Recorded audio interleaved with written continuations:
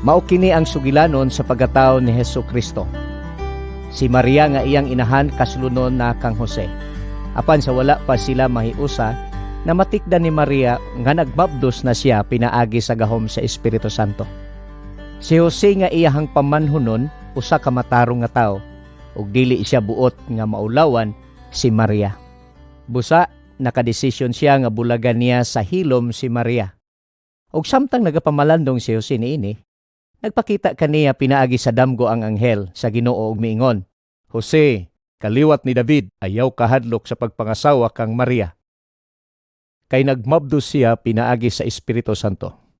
Manganak siyag lalaki ug ngandan mo siyag Jesus, kay luwason niya ang iyang katawhan gikan sa ilang mga sala."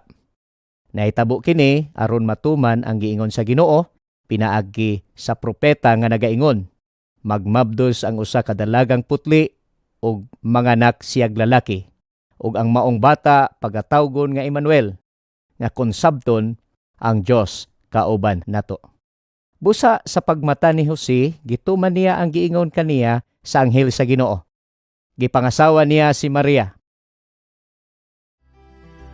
Apan wala siya makighilawas kang Maria, samtang wala pa kini manganak. Sa dihang nanganak na si Maria, ginganlan ni Jose ang bata og Jesus.